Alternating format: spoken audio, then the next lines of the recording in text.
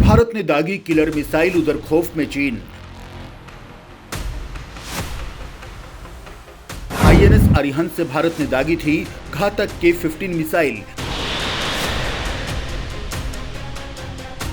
अब चीन ने समंदर पर उतारी हाइपरसोनिक मिसाइल।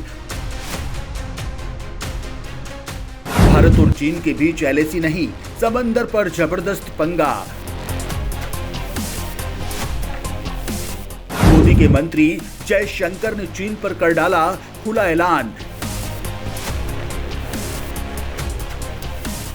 चीन के दुश्मनों के साथ मोदी ने खेल डाला सबसे बड़ा गेम।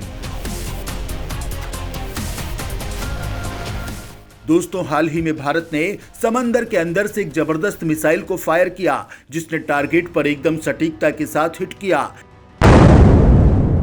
इसके लिए भारत ने पानी के अंदर से दुश्मनों पर परमाणु हमला करने में सक्षम आईएनएस अरिहंत पनडुब्बी से मिसाइल को फायर किया, जिसने पानी की लहरों को चीरते हुए जोरदार धमाके के साथ टारगेट के परखच्चे उड़ा दिए। दोस्तों, ये सीन देखने लायक था और इसे चीन, पाकिस्तान से लेकर अमेरिका तक ने देखा। अब भारत की इस जोरदार सफलता के बाद चीन हैरान है, चीन परेशान है और इसी हैरानी और परेशानी के बीच चीन ने एक बड़ा फैसला लिया है। चीनी सेना ने भारत का मुकाबला करने के लिए समंदर पर हाइपरसोनिक मिसाइल को तैनात करने का फैसला किया, जिसके बाद अमेरिका, भारत और ताइवान के लिए खतरा पैदा हो गया है। हालांकि भारत चीन की इस मिसाइल का निपटारा अच्छे से कर सकता है और इसके लिए भारत की के मिसाइल फैमिली पूरी तरह से तैयार है, लेकिन फिर भी चीन की इस चाल को समझना जरूरी है कि चीन कौन सी मिसाइल को कहां पर तैनात कर रहा है और भारत को क्या इससे सच में खतरा है या फिर नहीं। वहीं इसके मुकाबले भारत की के मिसाइल कितनी असरदार है, दोस्तों आपको इस वीडियो में ये हम विस्तार से बताने वाले हैं। लेकिन इससे पहले आपको मोदी की एक खास रणनीति से रूबरू करवाते हैं, जिसने चीन की हेकड़ी निकाल कर रख दी। धोखेबाज चीन पर टीम मोदी को नहीं है भरोसा। विदेश मंत्री ने खुलेआम कर दिया बड़ा ऐलान। नया युग चीन का नहीं बल्कि भारत की चलेगी सल्तनत। दोस्तों, फिलहाल चीन के साथ लगती सीमा पर शांति दिख रही है, लेकिन सैनिकों की वापसी के बावजूद भारत और चीन के रिश्ते अभी सामान्य नहीं हुए। मोदी सरकार इस बार चीन से 4 कदम आगे चलने वाली रणनीति पर चल रही है। इस मामले में विदेश मंत्री एस जयशंकर ने चीन की तरफ से द्विपक्षीय रिश्तों को सामान्य बनाने की कोशिश को सिरे से खारिज किया है। इतना ही नहीं, एस जयशंकर ने चीन की हेकड़ी को हवा करते हुए कहा कि भारत ने पहले जो कुछ सेल्फ डिफेंस वाली नीति अपनाई थी वो कल की बात हो गई, अब चीन के अकेले की चलने वाली नहीं है। एस जयशंकर ने कहा कि 2020 के बाद भारत और चीन के बीच शांति बनना कोई साधारण काम नहीं है, लेकिन ये हुआ है और इस काम में मोदी की रणनीति बेहद कारगर रही है और अब भारत चीन को ठोकने की हर प्लानिंग को तेजी से एग्जीक्यूट करने में लगा है। दोस्तों, कहा भी जाता है कि युद्ध की तैयारी रखने से ही शांति बनी रहती है और मोदी इस बात को बखूबी जानते हैं।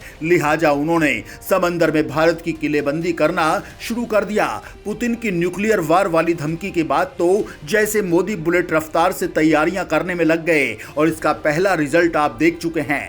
ये बात कितनी ज्यादा मारक है, इसे आप चीन के रिएक्शन से जान सकते हैं। चीन ने तुरंत ही अपनी मिसाइलें समंदर में उतारी हैं, यानी गलवान में खूनी संघर्ष के बाद से पिछले 2.5 साल में चीन ने जो कुछ भारत के साथ किया, उससे मोदी सरकार समझ चुकी है कि चीन ना तो इतिहास के किसी भी समय भारत का दोस्त रहा और ना ही वो आज भारत का दोस्त हो सकता है। लिहाजा मोदी सरकार सैनिकों की ताकत को और अधिक बढ़ाने में लगी है। इतना ही नहीं, चीन के दुश्मन देशों जैसे ताइवान, वियतनाम, फिलीपींस, इंडोनेशिया और चीन के कर्ज के जाल में फंसे देशों के साथ तेजी से दोस्ती बढ़ा रही है। और दोस्तों, मोदी सरकार के हर कदम पर अब चीनी सरकार की तेज नजरें हैं, क्योंकि मोदी के रहते चीन की दाल गलने वाली नहीं है और इसलिए उन्होंने भारत की मिसाइल के जवाब में अपनी खतरनाक मिसाइल को आगे कर दिया।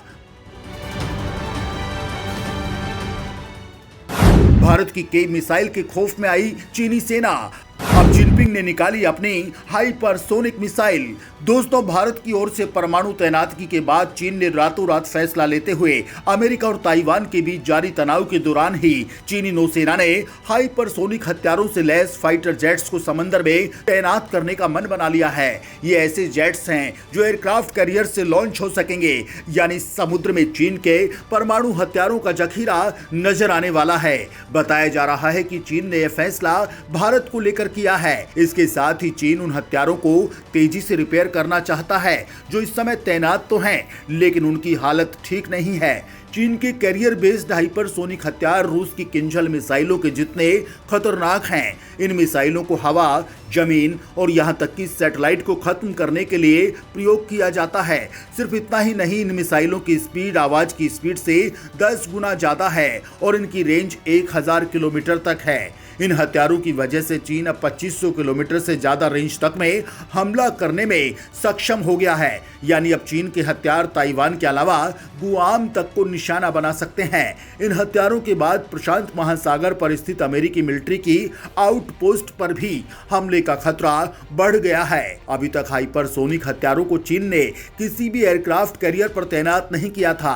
इस साल अप्रैल में चीन ने YJ-12 हाइपरसोनिक मिसाइल को टाइप 055 जहाज से टेस्ट किया। इस टेस्ट के बाद ये चीन का सबसे भारी युद्धपोत बन गया। इस लॉन्च का जो वीडियो सामने आया था उसमें नजर आया कि एंटी शिप बैलिस्टिक मिसाइल को एक हाइपरसोनिक ग्लाइड व्हीकल से लॉन्च किया गया। चीन की एयरबॉर्न मिसाइल एकेडमी में लीड रिसर्चर शियाओ जुन और उनकी टीम ने साउथ चाइना मॉर्निंग पोस्ट की रिपोर्ट में बताया कि पारंपरिक मिसाइलों से अलग हाइपरसोनिक हथियारों को समंदर में रिपेयर करना बहुत ही मुश्किल होता है। उनकी माने तो इन हथियारों के संवेदनशील हिस्सों को हाई टेक मटेरियल से प्रोटेक्ट किया जाता है। ये मटेरियल इन्हें तापमान से लड़ने में मदद तो करता ही है, साथ ही साथ कम्युनिकेशन सिग्नल्स को भी एक्सचेंज करने में मददगार होता है। हालांकि ट्रांसपोर्ट के समय यदि सावधानी नहीं बरती गई तो फिर इनके डैमेज होने का खतरा भी कई गुना बढ़ जाता है। चीन हमेशा से अपनी हाइपरसोनिक मिसाइल को हथियार के तौर पर देखता है जो अमेरिका से होने वाले किसी भी खतरे का जवाब देने में सक्षम है। दोस्तों, अब आप ये भी जान लीजिए कि समंदर पर भारत ने जिस परमाणु मिसाइल को तैनात किया उसकी ताकत क्या है। भारत की वो मिसाइल जिससे खौफ खाता है चीन। भारत ने पानी के अंदर से INS अरिहंत नाम की पनडुब्बी से एक परमाणु मिसाइल को फायर कर मिसाइल टेस्ट किया था जो पूरी तरह से सफल रहा और बताया जा रहा है कि सागरिक मिसाइल थी जिसे के मिसाइल भी कहा जाता है। K-15 यानी सागरिका के 2 वेरिएंट सर्विस में हैं और 2 बनाए जा रहे हैं। ये सभी पारंपरिक और परमाणु मिसाइल ले जा सकते हैं। K-15 यानी सागरिका मिसाइल पनडुब्बी से दागी जाने वाली कम रेंज की सबमरीन से दागी जाने वाली बैलिस्टिक मिसाइल है। इसकी रेंज 750 किलोमीटर है। ये 9260 किलोमीटर प्रति घंटा की रफ्तार से दुश्मन की ओर बढ़ती है। दुश्मन को बचने का मौका भी नहीं मिलता। ये मिसाइल 500 से 800 किलोग्राम वारहेड ले जा सकती है। अब तक सागरिका मिसाइल के टेस्ट समंदर के अंदर रखे गए पोंटून से किए जा रहे थे, लेकिन शुक्रवार का टेस्ट सबमरीन से किया गया। इसके साथ ही भारत ने अपनी त्रिआयामी परमाणु प्रतिरोधक क्षमता यानी न्यूक्लियर ट्रायड हासिल करने का सबूत एक बार फिर दे दिया। इसके अलावा जमीन और लड़ाकू विमान से परमाणु बम गिराने की क्षमता भारत पहले ही विकसित कर चुका है। सागरिका मिसाइल DRDO ने विकसित की है। ये 10 मीटर लंबी होती है। अरिहंत में ऐसी 12 से ज्यादा मिसाइलें तैनात रह सकती हैं। के फैमिली की मिसाइल का code name APJ Abdul Kalam के नाम पर रखा गया है। चूंकि इस मिसाइल को सबमरीन से लॉन्च करने के लिए डिजाइन किया गया है, तो ये हल्की, कॉम्पैक्ट और स्टील्थ टेक्नोलॉजी से लैस है, यानी दुश्मन इसकी निगरानी नहीं कर पाएंगे। भारत ने इसी फैमिली की K-4 मिसाइलों का भी सफलतापूर्वक टेस्ट किया है, जिसकी मारक क्षमता 3500 किलोमीटर है। खबर है कि के फैमिली की 5000 किलोमीटर और 6000 किलोमीटर की रेंज वाली K-5 और K-6 कोड नेम वाली मिसाइलों पर काम चल रहा है।